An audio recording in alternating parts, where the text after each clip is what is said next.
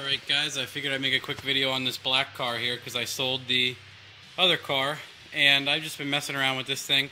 I actually cut the turbo off because part of me wanted to see what it would do on motor, and I was going to put this on my friend's Supra, the black one you saw in the dyno video very recently, maybe 1 or 2 videos ago, and I wanted to see what that would do.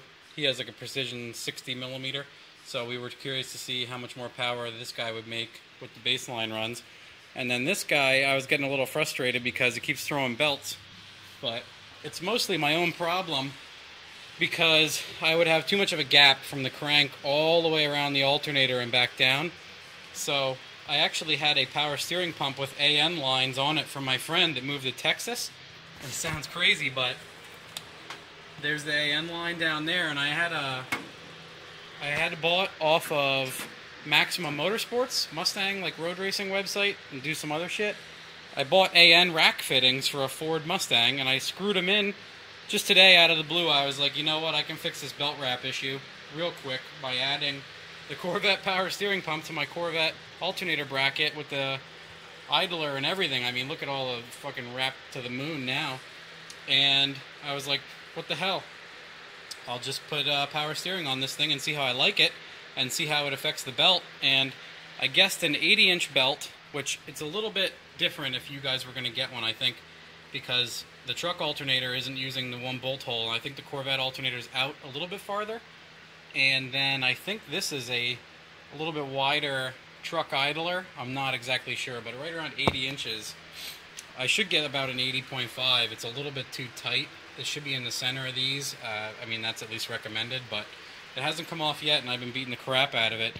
And what's awesome is, oh yeah, I cut the turbo off and I welded mufflers right to the headers where the turbos were, or the E-turbo. So it's pretty neat. I actually dynoed it. It made 230 horsepower to the tire all motor, and then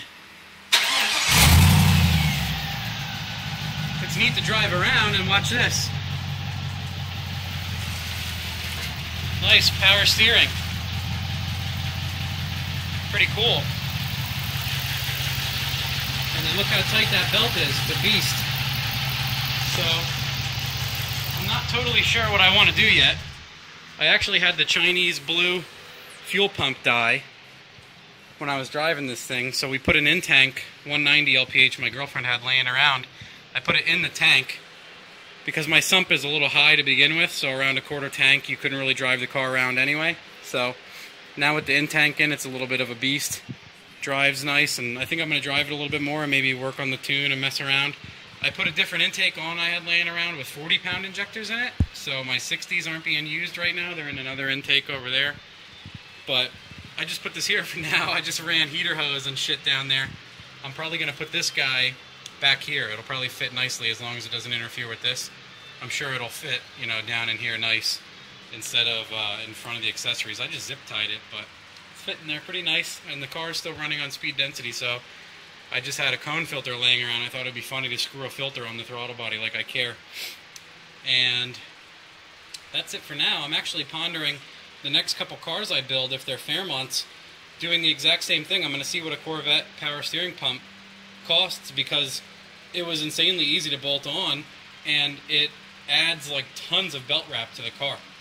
Seriously, if you have any problems like I do where you just have too much gap and I'm sure it vibrates and bounces off, you can play all day to try to get an idler setup that's anywhere near this nice, and if you just add this on as an idler, you get power steering. So if it's not super expensive, shit, I think I'm going to do that on every car, because it doesn't really add much more room, because the Corvette bracket comes down to here and the pulley only comes out a little bit farther.